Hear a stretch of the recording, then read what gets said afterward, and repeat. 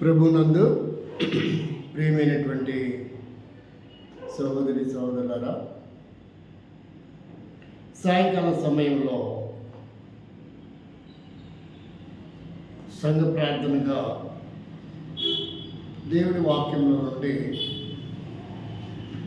కొన్ని మాటలను మనం ధ్యానం చేసి ఏ ఏ విషయాల కొరకు మనం ప్రార్థనలు పెడతామో, మన వ్యక్తిగతంగా కుటుంబంగా సంఘముగా ఉండే పరిస్థితులను మనం ఎట్లు అధిరోహించి వాటి వలన ప్రతిఫలము పొందుతూ రావాలో దేవుడి వాక్యంలో కొన్ని మాటలను మనం పరిశీలన చేస్తాం.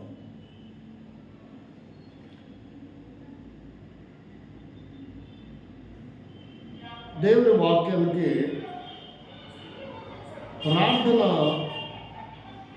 మూడు విషయాలుగా మనకు అర్థమవుతుంది. మొదటిది కీర్తన గ్రంథం 65వ కీర్తనలో 2వ వచనములో ప్రార్థన ఆలకించేవాడు మనకు అవసరం. ప్రార్థన ఆలకించేవాడా సర్వ శరీరుడు నీ యొద్దకు వచ్చింది. కాబట్టి మన ప్రార్థన మనం చేస్తున్న సమయాలలో మనకు ప్రార్థన ఆలకించేవారు ఒకరు అవసరం. రెండవది, ప్రార్థన చేస్తున్నటువంటి వ్యక్తి కూడా ఆ స్థానంలో నీవు నేను మనం ఉన్నాం. అయితే ఎప్పుడు ప్రార్థన చేయాలా, ఎక్కడ ప్రార్థన చేయాలా, ఎలా ప్రార్థన చేయాలా, దేని కొరకు ప్రార్థన చేయాలనేదే మన జీవితంలో కొంత సందిగ్ధంగా ఉన్నటువంటి విషయాలు. అనేకులకు కాస్త అర్థం కానటువంటి విషయాలు కూడా ఉన్నాయి. దేవుని యొక్క ప్రణాళికలో ఎలా ప్రార్థించాలి అనేది ఒక నియమం ఉంది. మానవాళి వారి సొంత పద్ధతిలో, సొంత ఆలోచనలో, సొంత విధానంలో ప్రార్థించి మేము కూడా ప్రార్థన చేస్తున్నాం, మేము కూడా ప్రార్థన పరులం, ఎంతో సమయాన్ని ప్రార్థనలోనే గడుపుతూ ఉన్నాం, నిష్ఠా గరిష్టలు కలిగినటువంటి ప్రార్థనా జీవితము, విశ్వాస జీవితము కలిగిన వారమని అనేకులు చెప్పుకునేవారు కోకొల్లలు మనకు కనబడుతూనే ఉన్నారు.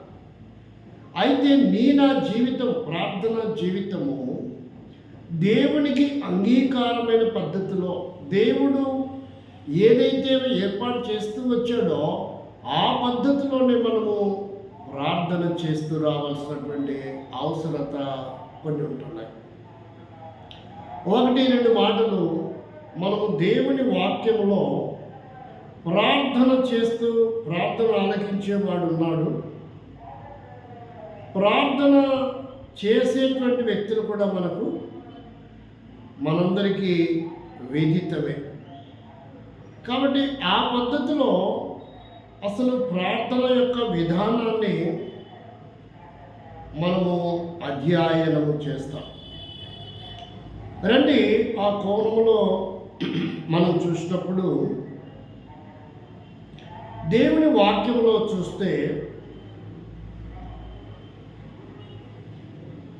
రాజులు మొదటి గ్రంథం 8వ అధ్యాయము 35వ వచనాన్ని మనం పరిశీలన చేస్తాం.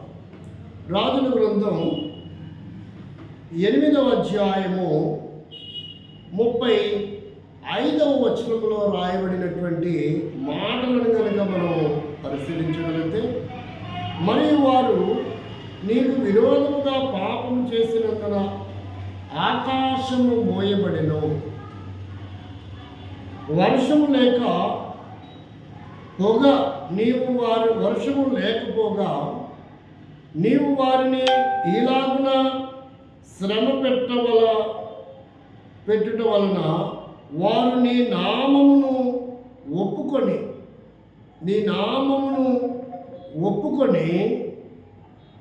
తమ పాపములను విడిచి ఈ స్థలము తట్టు తిరిగి ప్రార్థన చేసిన ఎడల అన్నటువంటి మాటలు మనకి ఇక్కడ అర్థమవుతూ ఉన్నాయి.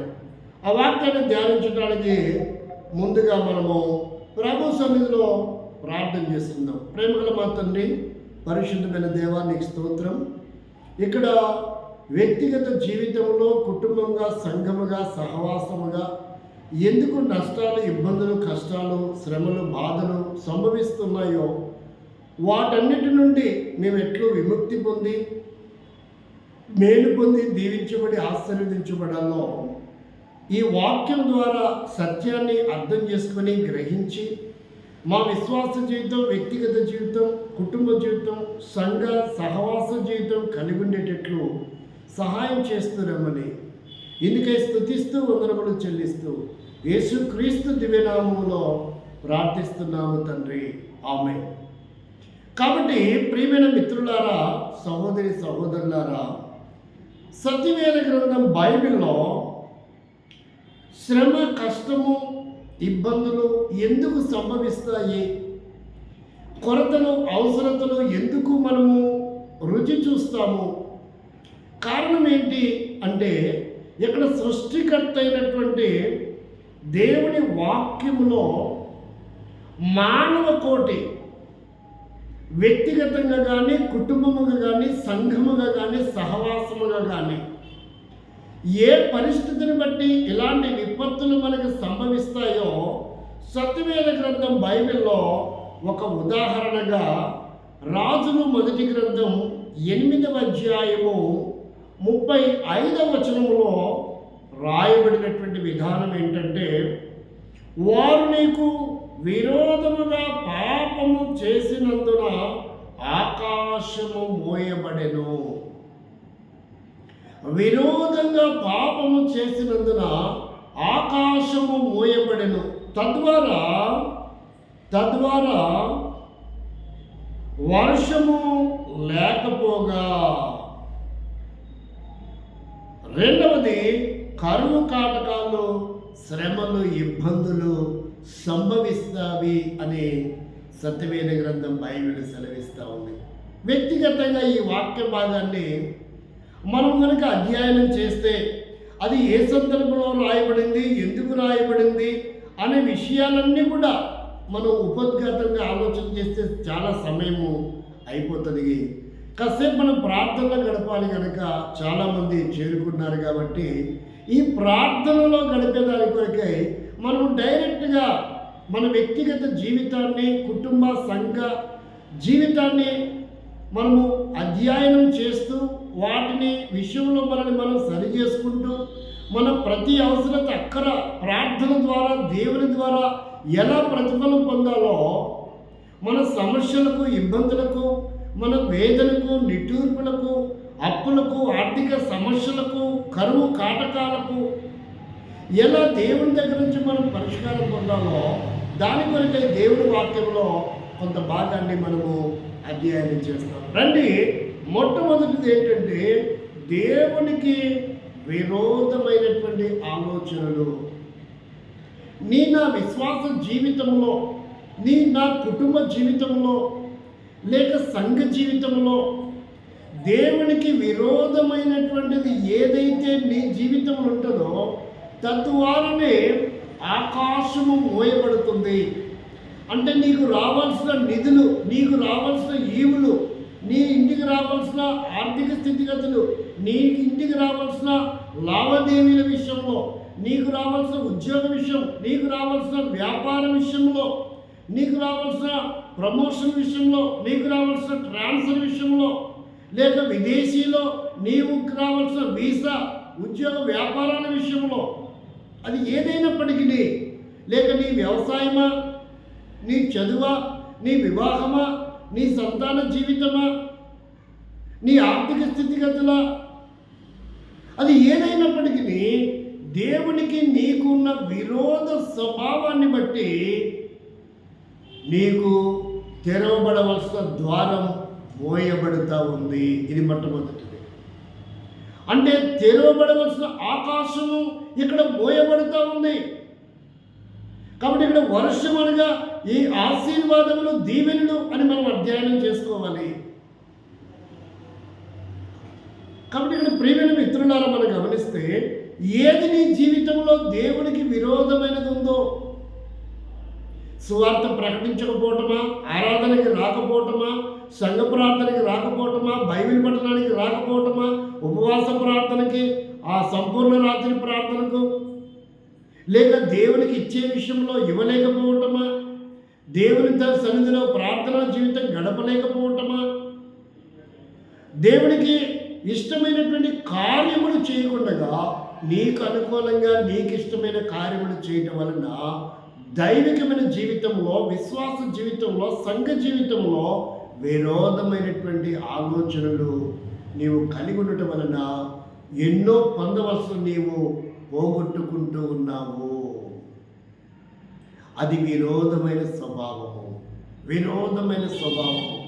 లేదు అంటే సహవిశ్వాసులతో, సేవకులతో, సంఘ పెద్దలతో, నాయకులతో అసమాధానముగా వారు చేస్తున్న కార్యకలాపాలలో నువ్వు వ్యతిరేకిస్తూ విరోధంగా ఆలోచించటం వలన కూడా నీకు రావాల్సిన ఈవులు, రావాల్సిన నువ్వు అనుకున్నవి జరగకుండా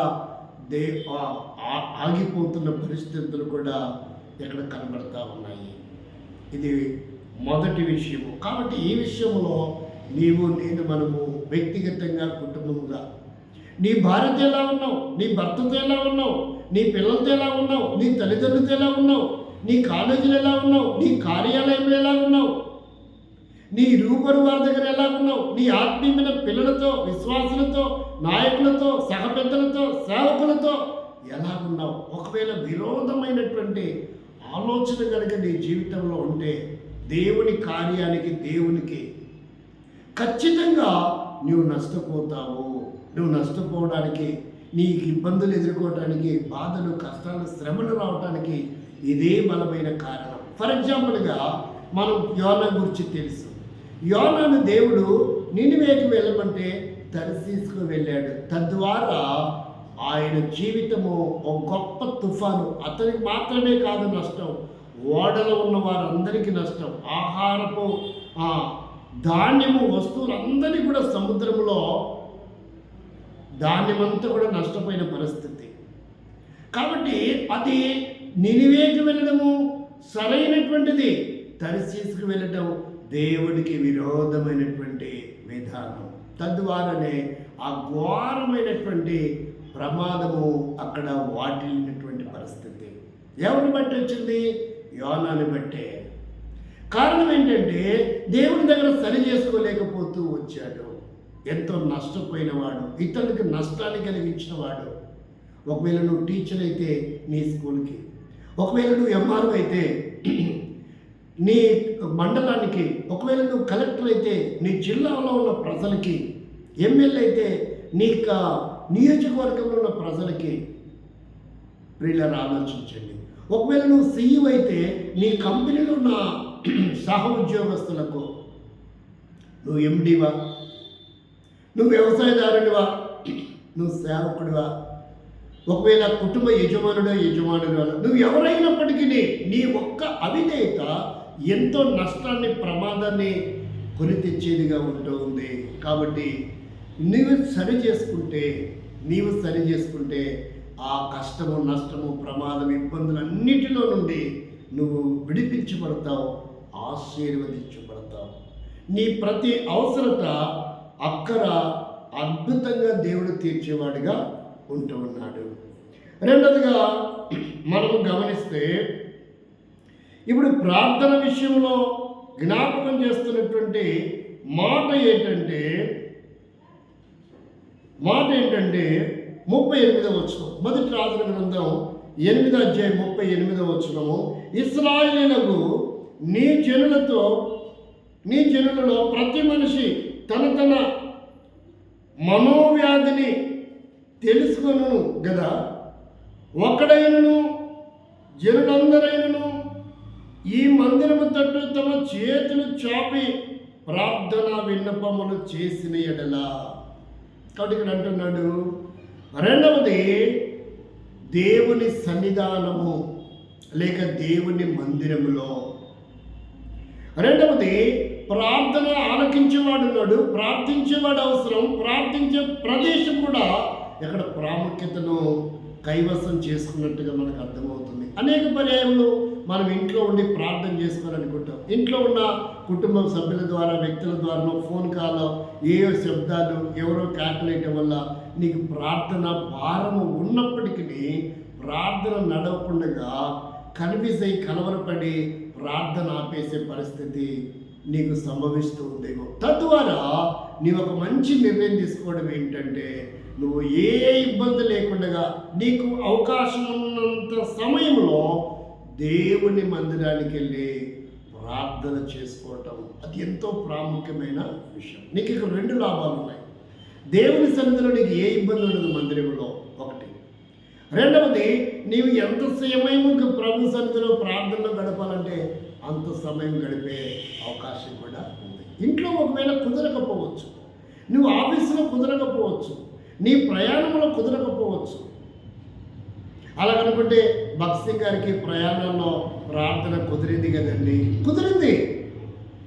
కానీ అన్ని పరిస్థితులలో నీకు కూడా భక్త్ సింగ్ గారికి ప్రయాణంలో కూడా ప్రార్థన అనుకూలించబడినట్లుగా అంత ఏకాగ్రతగా ఉంటే మంచిదే, దేవుని స్తోత్రం. ఒకవేళ లేకపోతే ఆ పీస్ ఆఫ్ మైండ్, ఏ శబ్దాలు నీకు వినపడకూడదంటే నువ్వు దేవుని మందిరములో చేసే ప్రార్థన, ఆ ఏకాగ్రత, ఆ అనుభూతి వేరుగా ఉంటుంది. అది నువ్వు అనుభవించావు, ఒక్కసారి నీకు అది అర్థమవుతుంది. ఎందుకంటే అలాంటి సమయాల్లో హిజ్కియా జీవితంలో కూడా ఒక సమస్య ఉన్నప్పుడు తనేం చేశాడో మనకంటే ముందుగా ఆయన మాదిరిగా ఒక విషయాన్ని మనం తీసుకుంటే దేవుని వాక్యంలో చూస్తే ఆయన ఏం చేస్తూ వచ్చాడో ఒకసారి మనం పరిచయం చేద్దాం. 2వ దినవృత్తాంతముల గ్రంథంలో ఆ మాటలు మనకు అర్థమవుతున్నాయి. 2వ దినవృత్తాంతముల గ్రంథంలో చూస్తే హిజ్కియా జీవితంలో ఒక సమస్య ఏర్పడినప్పుడు ఆయన ఏం చేస్తూ వచ్చాడంటే దేవుని వాక్యాన్ని పరిశీలించాడు. మనకి ఇంకా స్పష్టంగా యెషయా గ్రంథంలో 37వ అధ్యాయములో ఒకసారి మనం చూస్తే హిజ్కియా జీవితంలో 2వ దినవృత్తాంతముల గ్రంథంలో చూడగలము. కొన్ని విషయాలు యెషయా గ్రంథంలో కూడా మనము చూడగలము. యెషయా గ్రంథంలో 37వ అధ్యాయము 14-15 వచనాలు కనుక మనము చూడగలిగినట్లయితే, పరిశీలించగలిగినట్లయితే, హిజ్కియా దూత చేతుల నుండి ఆ ఉత్తరమును తీసుకొని చదివి యెహోవా మందిరంలోనికి పోయి యెహోవా సన్నిధిని దాన్ని విప్పి పరిచి యెహోవా సన్నిధిలో ఇట్లని ప్రార్థన చేశాను. ఏ దూత చేతిలో రాజు కదా, సింహాసనం ఉంది, రాజమహల్ ఉంటుంది, మంత్రులు సామంత్రులు కలుసుకునే ఒక ప్రత్యేకమైన ప్రదేశం ఉంటుంది. కాబట్టి ఇంతగా ఆధిక్యత ఉన్నప్పటికీ తాను ఆ ఉత్తరమును తీసుకొని దేవుని మందిరానికి వెళ్ళాడు.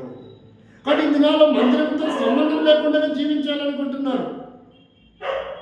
ఎక్కడ పడితే అక్కడ ప్రార్థన చేసుకుంటే సరిపోతుంది అనుకుంటున్నారు.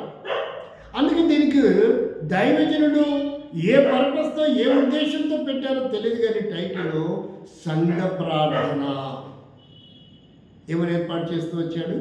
సంఘ ప్రార్థన. సంఘముగా కూడుకొని ఏక మనసుతో, ఒకే దృక్పథంతో, ఒకే భావంతో అందరూ ఏకీభవించి తన సన్నిధిలో, తన సముఖంలో చేసే ప్రార్థనకి దేవుని యొక్క అంగీకారము వేరుగా ఉన్నట్టుగా అది హిజ్కియా గ్రహించినట్టుగా ఇక్కడ ఈ వాక్యంలో మనకు అర్థమవుతా ఉంది. కాబట్టి సంఘ ప్రార్థన, సంఘముగా మనము ఒక స్థలం ఏర్పాటు చేసుకున్నాం. ఒకవేళ అది మందిరమా, అది రేకుల షెడ్డ, అది భవనమా, ఏసీ ఉందా, సెంట్రల్ ఏసీ ఉందా, ఒక రూమా, ఒక ఇల్లు అద్దెకు తీసుకున్నావా, ఒక పాకలో కూడుకున్నావా, అవన్నీ కాదు ఇక్కడ ప్రాముఖ్యం. ఒక ప్రత్యేకమైనటువంటిది దేవుని మందిరముగా ఏదైతే మనం నిర్ధారించుకున్నామో అక్కడ దేవుని సముఖంలో నీ ప్రతి సమస్య, నీ ప్రతి అవసరత అక్కడ విఫలముగా విడమర్చి ఏ ఫజిల్ ఉండకూడదు దేవుని దగ్గర. ప్రభా, నాకు ఇది అవసరం ఉంది. వివాహమా, ఉద్యోగమా, వ్యాపారమా, ట్రాన్స్ఫరా, ప్రమోషనా, ఇల్లు కట్టుకోవాలా, కాలేజీలో చేరాలా, ఒకవేళ అది ఇంజనీరింగా, లేక ఎంబీబీఎస్ చేయాలా, లా చేయాలా, బీటెక్, ఎంటెక్, నువ్వు ఎక్కడ ఏం చేయాలనుకున్నావు? పాలిటెక్నికల్ చేయాలనుకున్నావా? వొకేషనల్ కోర్సా, లేదా అగ్రికల్చర్ చేయాలనుకుంటున్నావా? ప్రతిదీ ఏదైనప్పటికీ దేవుని సముఖంలో, ప్రభు నా అవసరం ఇది, నా అక్కరిది, ఈ విషయంలో నా కొరకే ద్వారం తెరువు, ఇది నా జీవితంలో నెరవేర్చు అని దేవుని సన్నిధిలో ప్రార్థించటం వలన, సంఘముగా కూడి ప్రార్థించటం వలన నీ అవసరత 10 మందికి కూడా తెలిసి, నువ్వు వారికి ప్రార్థన చేయమని చెప్పకపోయినప్పటికీ వారు కూడా ఇంటి దగ్గర నీ మీద అభిమానం ఉంటే గుర్తుపెట్టుకొని దాని విషయంలో ప్రార్థించేవారుగా ఉంటారు. కాబట్టి సంఘముగా కూడి ప్రార్థన చేయటం, నీ ఆటంకం ఏదైనా, నీ బంధకం ఏదైనా, నీ ఇబ్బంది ఏదైనప్పటికీ దానివలన దేవుడు గొప్ప విజయం చేకూర్చేవాడిగా ఉంటున్నాడని సత్యవేద గ్రంథం బైబిల్ జ్ఞాపకము చేయొచ్చు ఉన్నది. ఏంటంటే అది రాజుల గ్రంథం 8వ అధ్యాయము 44వ వచనంలో చూస్తే, మరియు నీ జనులు తమ శత్రువులతో యుద్ధము చేయుటకై నీవు వారిని పంపించు, ఏ స్థలముకైనను బయలుదేరినప్పుడు నీవు కోరికొనిన పట్టణం తట్టు నీ నామఘనతకు నేను కట్టించిన మందిరము తట్టును యెహోవాకు నీకు వారు ప్రార్థన చేసిన ఎడల. కాబట్టి ఎవరి నామఘనత కొరకంట?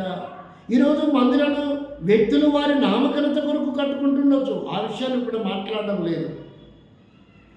ఏదైనా ఇక్కడ మందిరం గురించి మాట్లాడుతున్నటువంటి విషయం, తనంటున్నాడు నేను కట్టించిన నీ నామఘనత కొరకు, నా నామఘనత కొరకు కట్టుకోలేదంట, నీ నామఘనత కొరకు కట్టించిన మందిరముకు నీకు తట్టునకు యెహోవాకు నీ వారు ప్రార్థన చేసినట్లా, నీకు వారు ప్రార్థన చేసిన ఎడల.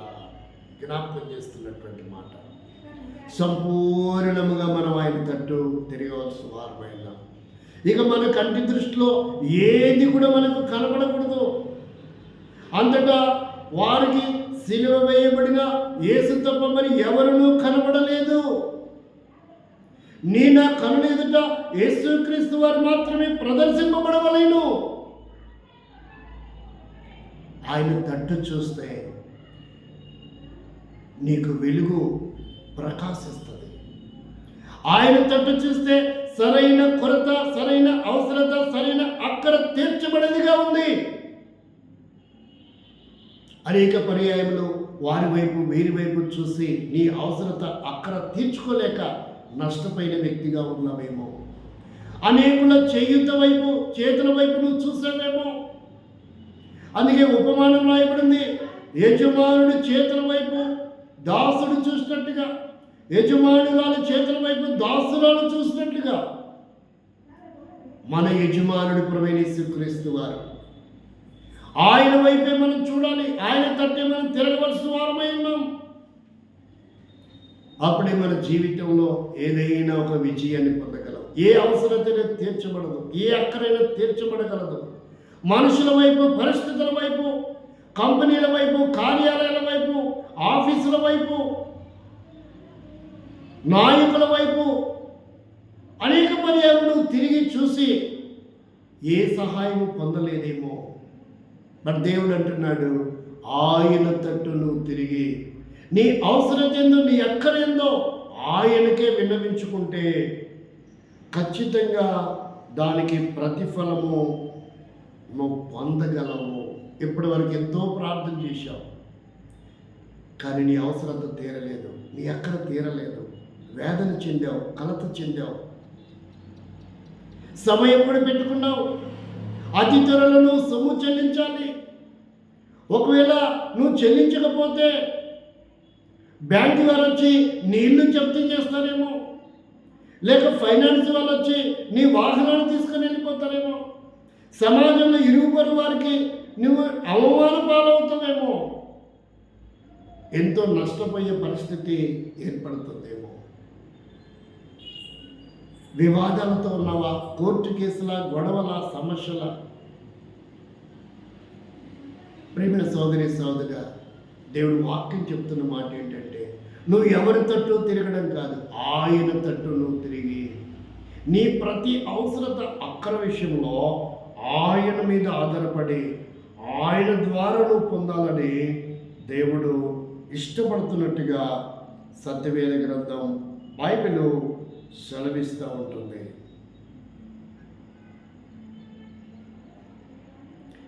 దేవుని వాక్యంలో చూస్తే, ఒకవేళ నీ ఇంట్లో వ్యక్తులకు ఏవైనా సమస్యలు, ఇబ్బందులు ఉన్నప్పుడు అప్పుడు కూడా నీ ప్రార్థన, నీ సంఘంలో, నీ కుటుంబంలో, నీ సహవాసంలో అప్పుడు కూడా నీ ప్రార్థన ఉపయోగకరంగా ఉంది. నీ ప్రార్థనకు ప్రతిఫలం పొందబోతున్నావు, విజయం పొందబోతున్నావు. ప్రార్థన చేయక ఎంతో నష్టపోతున్నావు ఆ సహోదరి, సహోదరుడా. ఇప్పుడు దేవుని వాక్యం చూస్తే చూడండి, రెండవ రాజుల గ్రంథం 6వ అధ్యాయము 17వ వచనంలో భక్తులు మన ముందున్న వారు ఏం చేశారు? యెహోవా వీడు కళ్ళు వీడు చూచినట్లు దయచేసి వీని కళ్ళను తెరువమని ఎలీషా ప్రార్థింపగా, యెహోవా ఆ పని వారి కళ్ళను తెరిచిన గనుక వాడు ఎలీషా చుట్టూన్న పర్వతమును అగ్ని, గుర్రముల చేత, రథముల చేత నింపబడినట చూచెను. దీంట్లో ఎన్నో కొరతలు, ఎన్నో అవసరతలు, ఎన్నో అక్కర్లు ఉండవచ్చు, ఎంతో ఇబ్బంది ఉండొచ్చు, పోరాటాల వలయములో నీవు ఉండొచ్చు. నీకు నానేవారు ఎవరు తోడు లేకపోయిండొచ్చు, నీ పక్షంగా ఎవరు నిలబడకపోవచ్చు, అందరూ ఒకటైపోవచ్చు. మందు బార్బలముతో, పలుకుబడి ప్రఖ్యాతులతో, రాజకీయ బలముతో, అండతో అందరూ ఉండొచ్చు. కానీ నువ్వు నిరాధారుడుగా ఏమి చేతగాని వ్యక్తిగా నిస్సహి స్థితిలో ఒకవేళ నీవు ఉన్నావా, దేవుడు నీ కొరకే అద్భుతం చేస్తాడు. ఆ విషయము నీకున్నటువంటి ఆ ప్రత్యక్షత నీ భర్తకు తెలియకపోవచ్చు, నీకున్నటువంటి ఆ విశ్వాస ప్రత్యక్షత నీ భార్యకు తెలియకపోవచ్చు, నీ పిల్లలకు తెలియకపోవచ్చు, నీ పనివారికి తెలియకపోవచ్చు, నీతో సహా కొలీగ్స్కి, నీతో ఉన్నటువంటి వ్యక్తులకి తెలియకపోవచ్చు. వారు చూసేటట్లు నువ్వు ప్రార్థన చేస్తే ఒక అద్భుతము నీ జీవితంలో, నీ కుటుంబంలో, నీ సంఘములో రుజువులతో కూడినటువంటి కార్యాలు నువ్వు చూడబోతున్నావు. వారు కనపడకపోవచ్చు నీ అవసరం ఏందో, నీ అక్కరేందో, కానీ వారు చూసేటట్లు ఒక అద్భుతం, వారు చూసేటట్లు. నిర్గమకాండం 34:10 చెప్తాడు, ఎప్పుడు ఎన్నడూ చూడనటువంటి కార్యాలు నీ ప్రజల ఎదుట నేను అద్భుతాలు చేస్తానంట. ఎవరు చూడలేనటువంటి, ఎవరి ప్రజల ఎదుట ఏ కాలంలో జరిగినవి నీ జీవితంలో, నీ సంఘంలో, నీ కుటుంబంలో, నీ సహవాసంలో, నీ కార్యాలయంలో, నువ్వు పనిచేస్తున్న ప్రతి స్థలంలో, నీ వ్యవసాయంలో, అది ఏదైనప్పటికీ అలాంటి అద్భుతము, ఆశ్చర్యకార్యాలు నువ్వు కూడా చూస్తావు. నీ ప్రార్థనకు ఆసక్తి ఉంది. నీ పక్కనున్న వారికి రుజువులతో కూడినటువంటి కార్యము దేవుడు జరిగించాలని ఆలోచిస్తున్నాడు. సరైన పద్ధతిలో నువ్వు ప్రార్థించాలి. సరైన పద్ధతిలో నీ ప్రార్థన జీవితం ఉండాలి. ఏదైనా నిర్లక్ష్య పెట్టుగానే ప్రార్థనను నిర్లక్ష్య పెట్టు. ప్రార్థనను, ప్రభుతో నీ సాంగత్యం, సహవాసం ఎప్పుడూ నిర్లక్ష్య పెట్టకు. దాని కొరకే ఒక ప్రణాళిక వేసుకో. రోజుకి నీ ప్రార్థన జీవితాన్ని 2 నిమిషాలు, 5 నిమిషాలు, 10 నిమిషాలు అలా పెంచుకుంటూ తారాస్థాయికి వచ్చి ప్రభుతో మమేకమై ఎక్కువ సమయాన్ని గడపడానికి, ఎక్కువ అద్భుతాలు నువ్వు చూడాలంటే ప్రభు పాదాల చెంత ఎక్కువ సమయాన్ని నువ్వు గడపాలి. అప్పుడే నువ్వు ఎక్కువ అద్భుతాలు చూడగలవు. నువ్వు గొప్ప వర్తమానికుడు కాకపోవచ్చు, గొప్ప ప్రార్థనపరుడు కాకపోవచ్చు, గొప్ప అందచందాలు కలిగిన వ్యక్తి కాకపోవచ్చు, మందు మార్బలము నీకు ఒకవేళ ఎలాంటి పబ్లిసిటీ లేకపోవచ్చు, నీకు ఏ సపోర్టు లేకపోవచ్చు, నీకు సంఘంలో, వ్యక్తిగతంగా, కుటుంబంలో ఏ గుర్తింపు లేకపోవచ్చు. కానీ దేవుడు నీ ద్వారా అద్భుతాలు జరిగించాలనుకుంటే నువ్వు పరిస్థితుల వైపు చూడకూడదు, ప్రభు వైపే చూడాలా. నాకు అది ఉంది, ఇది ఉంది, నాకు అది లేదు, ఇది లేదు కాదు. నీ ప్రభుతో నువ్వు గడపాలి. వ్యక్తులందరూ నీకు ప్రాముఖ్యం కాదు. నీకు అసలు ఏ బ్యాంక్ బ్యాలెన్స్ లేకపోవచ్చు, నీ కార్యాలు డబ్బు లేక ఎన్నో సంవత్సరాల నుంచి నీ మందిరం ఆగిపోయిండొచ్చు, నీ ఇంటి మీద పాక మీద గడ్డి తాటాకు లేకపోయిండొచ్చు, నీ రేకులు పగిలిపోయి కారుతూ ఉండొచ్చు, గ్యాస్ అయిపోయి కొనలేని పరిస్థితులు ఉన్నావా, పిల్లోడికి ఫీజు కట్టలేక, పాపకు ఫీజు కట్టలేక, పూట గడవక, నోట్బుక్స్, టెక్స్ట్ బుక్స్, యూనిఫామ్ కొనలేక, బస్ పాస్ కూడా తీసుకోలేని పరిస్థితుల్లో ఒకవేళ నువ్వు ఉన్నావా, డబ్బు లేక నీ పిల్లల్ని ఉన్నతమైన చదువులు చదివించలేని పరిస్థితిలో ఆగిపోయావా? ప్రేమైన సోదరి సోదరా, నీ పరిస్థితి ఏదైనా, నీకు ఏ బ్యాంక్ బ్యాలెన్స్ లేకపోయినా, నా జీవితంలో నేనేమని ప్రార్థన చేసుకుంటా తెలుసా? నా అవసరాల కొరకు, ప్రభువా నేను రిక్తుడినే, మట్టివాడను, నాకే సపోర్ట్ లేదు, నువ్వు తప్ప. నా బ్యాంక్ నీవే, నా ట్రెజరీ నీవే, నా శిశు బ్యాంకు నీవే, నా ప్రపంచ బ్యాంకు నువ్వే ప్రభువా. నేను ఎక్కడ అప్పులు తెచ్చుకోలేను, నువ్వే నా ప్రపంచ బ్యాంక్ అని అనేక పర్యాయంలో ప్రతిదినము నేను ప్రభు సన్నిధిలో ఇలా ప్రార్థన చేసుకుంటాను. నా ప్రతి అవసరత, అక్కర, ఇవాళ ఈ సమయము, ఈరోజు తీరకపోయిన రేపైన దేవుడు నా అవసరత తీర్చేవాడుగా ఉన్నాడు. నా జీవితం ఒకప్పుడు ఎలాంటిదో తెలుసా? 2 రూపాయలు పెట్టి ఒక చెప్పు కుట్టించుకోలేని స్థితిలో నేను ఉంటుంది. 2 రూపాయలు పెట్టి ఒక చెప్పు కుట్టించుకోలేని స్థితిలో నేను ఒకప్పుడు ఉన్నాను. అలాంటి నా జీవితంలో 2 రూపాయలు పెట్టి కుట్టించుకోలేని స్థితి.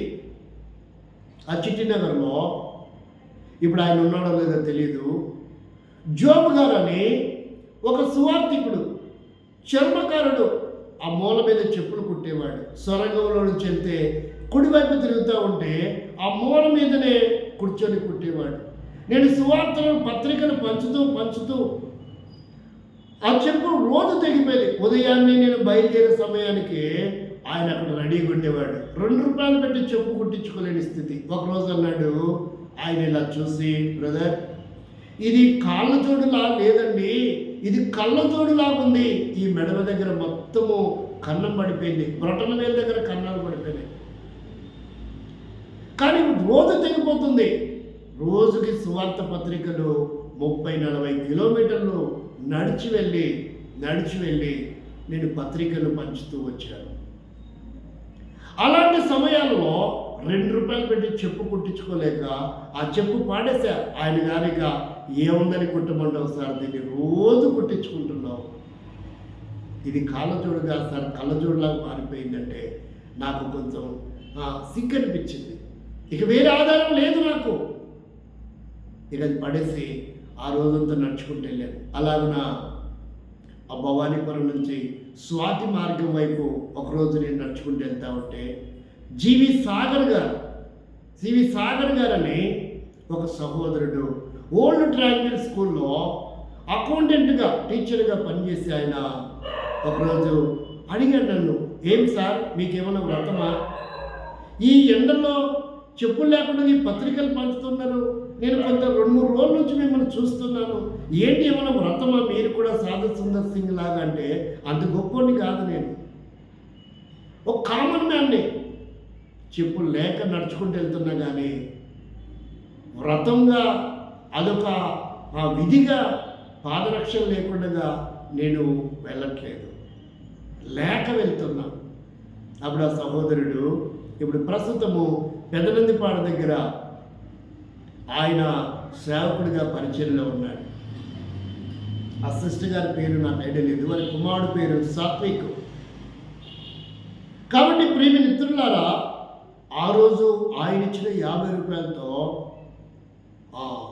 ఒక జోడు కొనుక్కొని ఆ తర్వాత నేను వేసుకొని అలా సువార్త పత్రికలు పంచుతూ వచ్చాను. ఇదంతా ఎందుకు చెప్తున్నానంటే, ఒకప్పుడు 2 రూపాయలు పెట్టి చెప్పు కుట్టించుకోలేని నేను, దాదాపుగా ఇది ఒక 25 సంవత్సరాల క్రితం విషయాలు, దాదాపుగా 2000, 2001, 2002 ఆ కాలం విషయాలు ఇవి.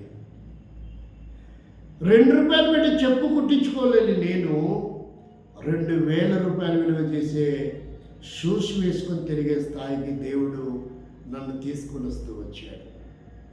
2 రూపాయలు పెట్టి చెప్పు కుట్టించుకోలేని స్థితిలో ఉన్న నా జీవితానికి కొన్ని వేల రూపాయలు బండికి పెట్రోల్ పోసి ప్రయాణాలు చేసి పరిచయం చేసేంత స్థాయికి దేవుడు నన్ను తీసుకొచ్చాడు. ఇవన్నీ నాకు ఉండి కాదు, నాకంటూ ఎవరు లేరు. నాకంటూ తండ్రి కానీ, తల్లి కానీ, అన్న కానీ, తమ్ముడు కానీ, అక్క కానీ, చెల్లి కానీ, నా వారంటే ఎవరు సపోర్ట్ చేయరు. అలాంటి విచిత్రమైనటువంటి విధానములో నా జీవితం ఉంది. నా సపోర్ట్ నా ప్రభువైన యేసుక్రీస్తే. ఎవరి మీద ఎప్పుడు కూడా నేను ఆధారపడలేదు. నా ప్రతి అవసరత అక్కర. కొంతమంది విశ్వాస వీరులు, భక్తులు యేసుక్రీస్తు నామాన్ని బట్టి, నా ముఖం చూసి కాదు, యేసుక్రీస్తు నామాన్ని బట్టి నన్ను ప్రేమించేవారు, యేసు నామాన్ని బట్టి ప్రేమించేవారు. కొంత చేయూత ఇచ్చి ఆయా సమయాలలో నా అవసరతల్లో, అక్కరలో, పరిచయంలో సపోర్ట్ చేస్తూ ఇస్తున్నటువంటి వారు నా యాక్సిడెంట్లో, నా అనారోగ్యంలో, నా ఇబ్బందులలో, నా పరిస్థితులు తెలుసుకొని ప్రియులారా గమనించండి. ఒకసారి నాకు దాదాపుగా అది అంతగా గుర్తులేదు కానీ బహుశా 2011, 12 లేక 15 యాక్సిడెంట్ అవుతే, బహుశా 11, 12 అనుకుంటాను. కొద్దిపాటి యాక్సిడెంట్ అయింది. బోన్స్ ఏమి ఎరగలేదు. కాలికి అలా బోన్స్ అలా చీలికలు పడ్డాయి, క్రాక్ ఇచ్చినాయి. ఆ విషయము తెలియపరిచినప్పుడు కేరళ ఎర్నాకుళం నుండి డేవిడ్ కృష్ణారావు అనే దంపతులు వారు వచ్చి మా కుటుంబాన్ని పరామర్శించి నాకు చేయిచ్చినటువంటి పరిస్థితులు. అక్కడికి అనేక పర్యాయములు 2006 నుంచి నేను అప్పుడప్పుడు తరచుగా పరిచయకి వెళ్ళడానికి వారితో నాకున్న సంబంధం, సహవాసాన్ని బట్టి అయోగ్యుడనే కానీ వాళ్ళు దయ చూపించి నన్ను పిలుచుకున్నటువంటి దినాలు ఉన్నాయి. అక్కడ మా ప్రియ సహోదరుడు సువర్ణరాజు గారు, రాజ్ కుమార్ గారి సహోదరులు కూడా అక్కడ ఉన్నారు. ఆ తర్వాత వారి స్థలం కొని మందిరం కట్టి డెడికేషన్ సేవకుల మీటింగ్ అయిన తర్వాత ఆనంద్ ప్రభురాసు అనే సేవకుడు ఎప్పుడైతే ఎర్నాకుళం యెరూషలేం మందిరానికి వచ్చాడో ఆ తర్వాత మా కమ్యూనికేషన్స్ తగ్గుతూ వచ్చాయి. సేవకులు లేని కాలంలో తరచుగా పరిచయకి వెళ్తూ వచ్చేవాడు. కాబట్టి మిత్రులారా, ఇలాగున అనేక పర్యాయముల్లో, ఆపదల్లో, ఇబ్బందుల్లో ఎవరో ఒకరు సహోదరులు సహాయం చేసినటువంటి పరిస్థితులు. వరదలు వచ్చినాయన్నప్పుడు కొంతమంది, యాక్సిడెంట్ అయింది అన్నప్పుడు కొంతమంది పరిచయంలో చేయించినటువంటి పరిస్థితులు. ఈ మధ్య కాలంలో కూడా సహోదరుడు, ప్రియులను గమనించండి, ఈ మధ్య కాలంలో కూడా సహోదరులు కొంత ఇబ్బంది కలిగింది, కొంత జరగకూడదు జరిగిందంటే స్పందించిన వ్యక్తులు ఉన్నారు. ఆయా సమయాలలో కసాపురంలో బ్రదర్ శాంసన్ గారు, కసాపురంలో దానియేలు గారు, ఇంకా సహోదరులు కొంతమంది, అలాగున మార్కు గారు, ఇలాగున సహోదరులు వారికి ఉన్నటువంటి భారం. ఈ మధ్యకాలంలో సహోదరుడు చాలా చిన్న వయసే, ఇంకా అతను ఏ ఉద్యోగం రాలేదు, తరుణ్, తను కూడా కొంత సహాయం చేసినటువంటి పరిస్థితులు. కాబట్టి నీ ప్రతి అవసరత అక్కడ. ఒకసారి నేను పోయిన సంవత్సరం, ఈ సంవత్సరంలోనే మన్నించండి, మాసంలో 21వ తారీఖు నేను పరిచయకి వెళ్తూ వచ్చాను. ఒక స్పెషల్ ప్రోగ్రామ్కి రాత్రి చివరి రోజు 19, 20, 21 తారీఖులు మీటింగ్లు జరుగుతూ వచ్చాయి. చివరి రోజు మీటింగ్కి వెళ్తే అక్కడ ఒక కుటుంబము వారు ప్రేరేపించబడుతూ ఆ సేవకుడిని అడిగి, సేవకుడి పేరు ఐజక్ గారు, పాటుకుంటారు. ఆ సేవకుని అడిగి నా నంబర్ తీసుకొని వాళ్ళు ఫోన్ కాంటాక్ట్ చేసి, వారు అనుకున్నారంటే ఆ రోజు, అయ్యో బ్రదర్ కలిసి కొంత కానుకిద్దాం అనుకున్నామే, అంతలోకి వెళ్ళిపోయారా అని. తర్వాత వారు ఏ కానుకైతే ఇవ్వాలనుకున్నారో వారు ఎదురు చూసి ఒకరోజు అవకాశం వచ్చినప్పుడు వారు ఆ కానుక ఇచ్చినటువంటి పరిస్థితి. నన్ను బట్టి కాదు, ప్రభువును బట్టి, నా ముఖం చూసైతే కాదు. కాబట్టి ప్రేమైన మిత్రులారా, వారికిగా వారు ప్రేరేపించబడి ప్రభు మీద మనం ఆధారపడితే, నేను అనుకుంటాను నా బ్యాంక్ యేసు ప్రభువే, నా ట్రెజరీ యేసు ప్రభువే, నా శిశు బ్యాంక్ యేసు ప్రభువే, నా ప్రపంచ బ్యాంక్ కూడా యేసు ప్రభువే. ఇలా నేను ఎప్పుడైతే అనుకొని ప్రార్థన చేస్తానో ప్రతి విషయంలో ప్రార్థన చేస్తానో ప్రభు నా అవసరత, నా అక్కర తీరుస్తున్నటువంటి విధానం. కాబట్టి నీ అవసరత ఏదైనా, నీ అక్కర ఏదైనా,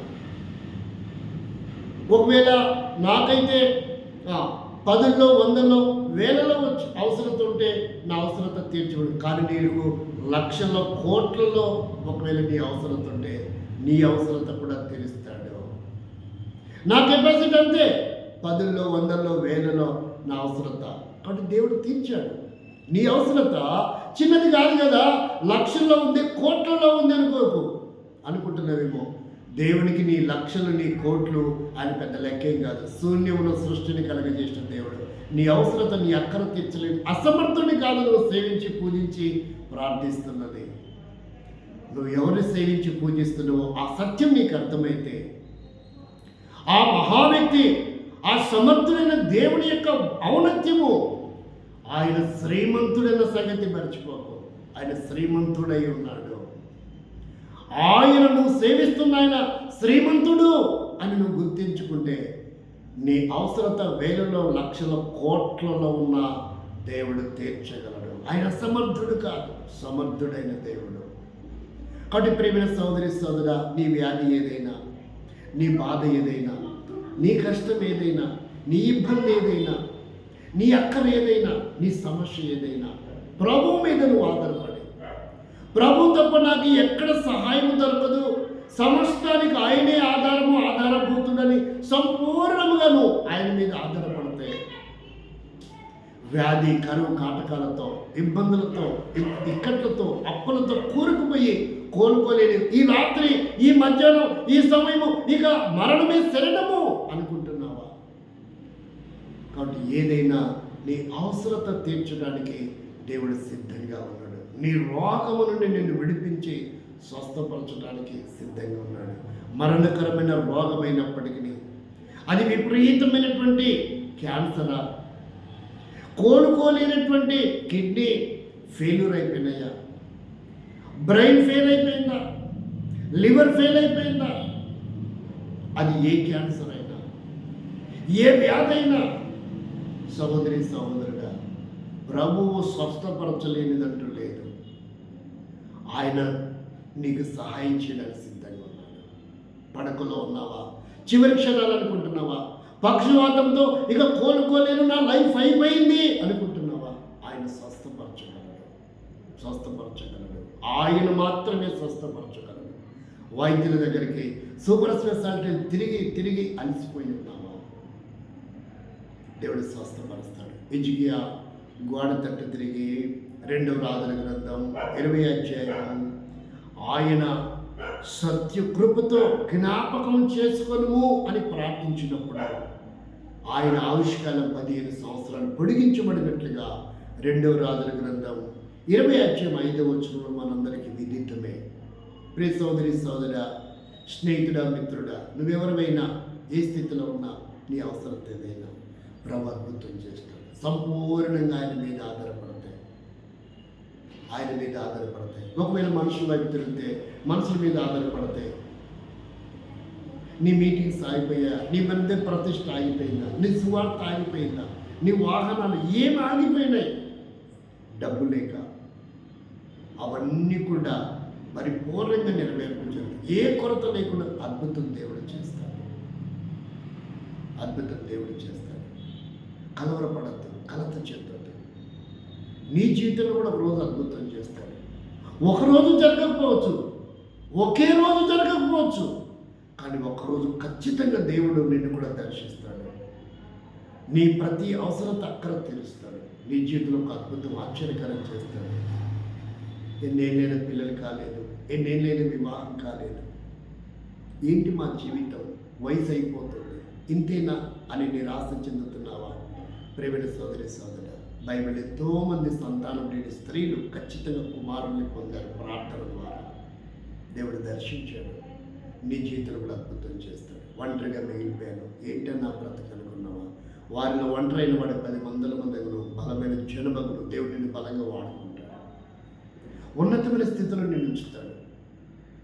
ఏంటన్నా బ్రతికి ఇలాగైపోయింది, మంచానికి పరిమితం, గదికి పరిమితం, నేను కలిసి జీవించలేకపోతున్నా, కలిసి తిరగలేకపోతున్నా, కలిసి లేకపోతున్నా, ఇలాంటి కలతలు కలవరాలన్నీ పక్కన పెట్టు. ప్రభుతో కలిసి ఉండడానికి, ఆ సమయం అంతా ప్రభుతో గడపడానికి నువ్వు ప్లాన్ చేసుకుంటే దేవుడు నీ జీవితంలో మోడుబారిపోయిన నీ జీవితాన్ని చిగురింప చేస్తాడు. అహరోను కర్ర, ఆ కర్రల మధ్యలో ఉంది, ఆ రాత్రి ఉంది, తెల్లవారి వరకే ఉదయాన్నే చిగురించి పూలు పూసి బాదము పండ్లు గలదాయను. సంఖ్యాకాండం 8:17. అద్భుతం దేవుడు చేస్తాడు. కలత చెందుతూ, కలవరపడద్దు. నీ అవసరత అక్కడ ఏదైనప్పటికీ ప్రభు సన్నిధిలో యథార్థంగా, ప్రభా నా అవసరం ఇది, నువ్వు తప్ప నాకు ఎవరు లేరు, నీ వైపే చూస్తున్నా, నీ మందిరంలోకి వచ్చాను, నువ్వు చెప్పింది నేను చేస్తున్న ప్రభా, నా జీవితంలో కూడా ఒక కార్యం చేయి, నా ఇంట్లో కూడా ఒక కార్యం చేయి, నా సంఘంలో కార్యం చేయి, నా సహవాసంలో అద్భుతం చేయి. నేను కూడా అద్భుతాలు చూడాలా, రుజువులు చూడాలా. భక్సింగ్ గారి జీవితాలు ఎన్నో చూశారు, ఎంతోమంది దైవభక్తుల జీవితాలు ఎన్నో జరిగాయి. నా జీవితంలో కూడా జరగాల, నా ఇంట్లో కూడా జరగాల, నా సంఘంలో కూడా జరగాల. ఖచ్చితంగా ఇట్లాంటి విశ్వాసంతో ప్రార్థిస్తే దేవుడు నీ జీవితంలో కూడా అద్భుతము, ఆశ్చర్యకరము నువ్వు కూడా చూడబోతున్నావు. ఆ రీతిగా దేవుడు సహాయం చేయనుగాక. ప్రార్థన చేస్తాం, మోకరించండి, ప్రార్థన చేస్తాం.